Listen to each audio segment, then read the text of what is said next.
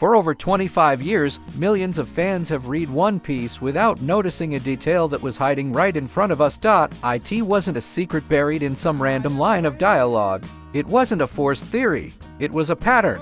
A pattern that shows up every single time someone asks where Luffy really comes from. Because think about it, we know Luffy was born in Fuchsia Village. In the East Blue, we know he's the son of Monkey D, Dragon, and the grandson of Monkey D, Garp, but that's just the surface.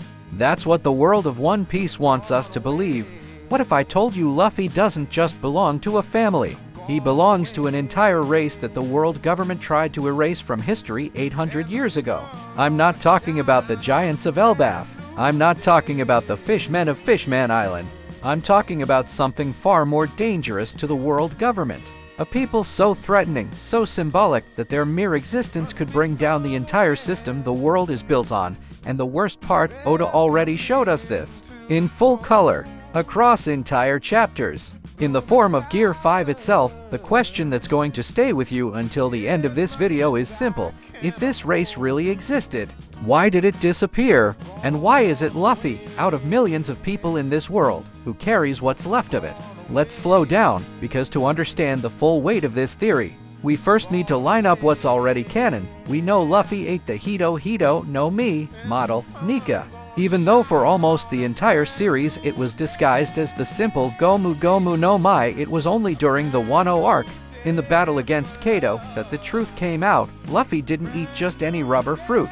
He ate the fruit of the sun, the fruit of the single most legendary warrior in the history of One Piece, Nika. The Sun God. We also know Nika is described in pirate legend as a being of absolute freedom, capable of making everything around him feel fun and free, according to Joy Boy's own words as relayed by Zunesha. We know these legends were passed down for centuries among enslaved people as comfort and hope, especially in places like the former kingdom of Lelouja and other regions of the New World ruled by slavery. And finally, we know that the surname D carried by Luffy is treated within the story as something dangerous. Characters like Garp and the Pirate King himself, Galdi, Roger, make it clear the world government fears those initials.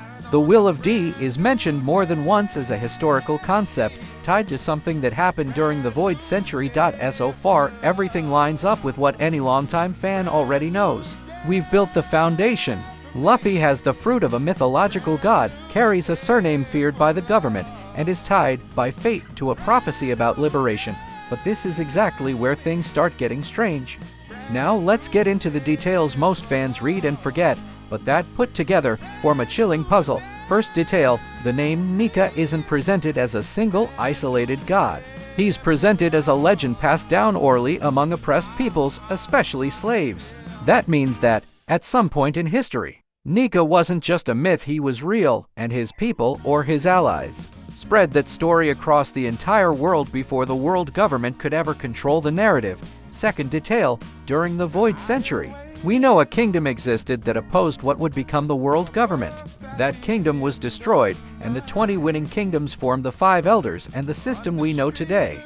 This defeated kingdom is referenced on the poneglyphs as the Ancient Kingdom, and its king is repeatedly associated by scholars within the story with the figure of Joy Boy. Third detail, and maybe the most chilling one, Zunesha still carries a chain on his leg to this day. He states the chain was placed 800 years ago as punishment for something the Ancient Kingdom and its allies did.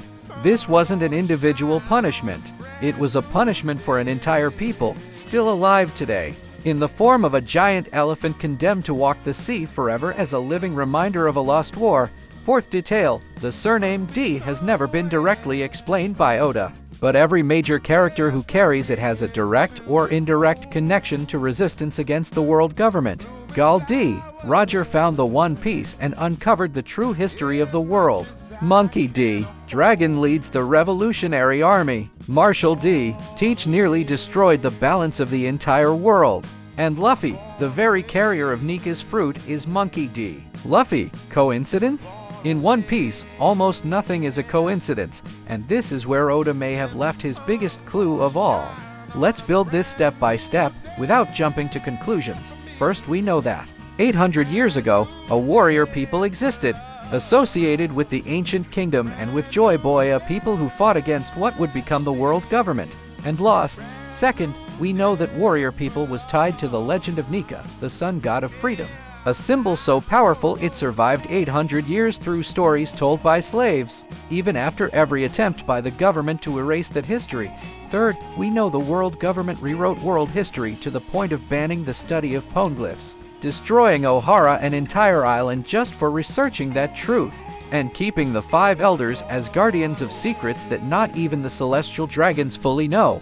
Fourth, we know figures descended from, or connected to, that historical period carry the surname D, and that surname is treated as a direct threat to world order, referenced by Rox D, Zebek, Gal D, Roger, and the very concept of the will of D. Now put it all together, what if D isn't just a family name, but the surviving mark of an entire people, survivors of the ancient kingdom, scattered across the world after the Void Century War, hidden inside ordinary families so the world government could never fully identify and wipe them out? We wouldn't be talking about one family.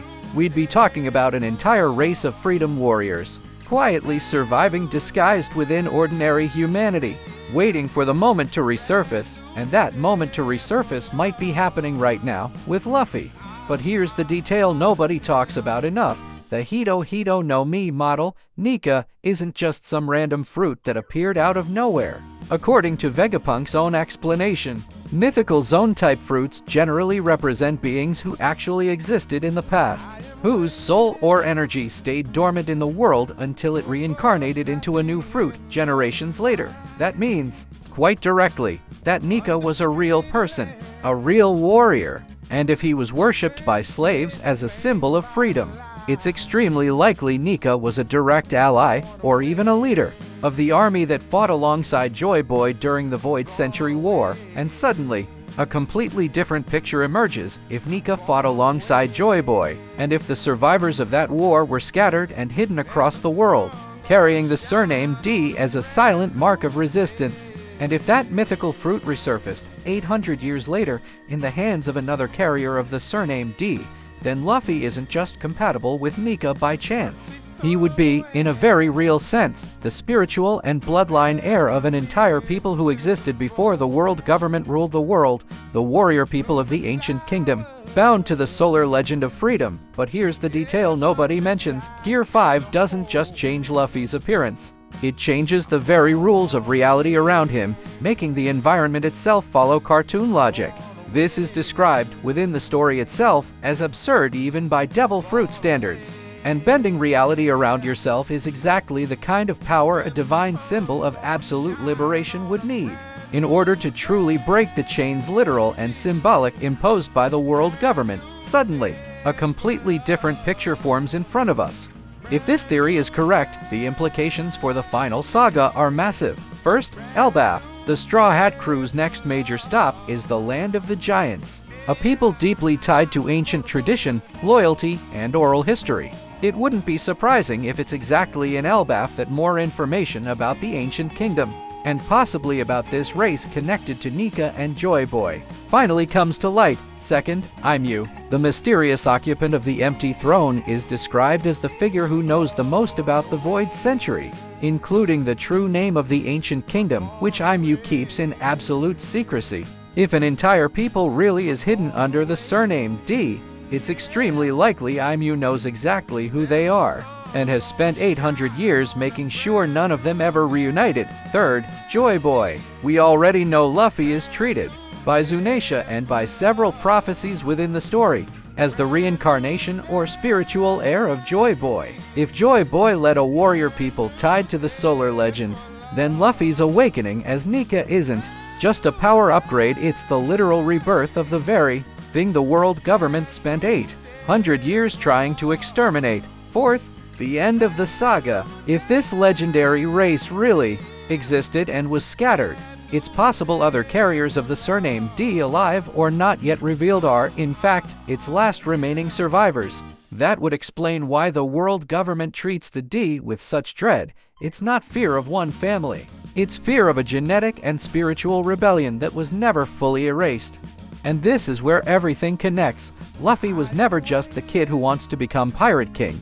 He may be the final chapter of a story the world government tried to rewrite 800 years ago. The story of a warrior people, bound to the legend of the Sun God Nika, who fought alongside Joy Boy for the freedom of the entire world, was defeated, scattered, hidden under ordinary surnames, and forever marked by the letter D as a silent scar of resistance every time someone with the surname D appears in the story. Roger, Dragon, Teach, Luffy. We're not just looking at powerful characters. We're looking at the last echoes of a race the world was forced to forget, and now, 800 years later, one of those echoes ate the right fruit, awakened the right power, and is sailing straight toward the empty throne where Imu hides.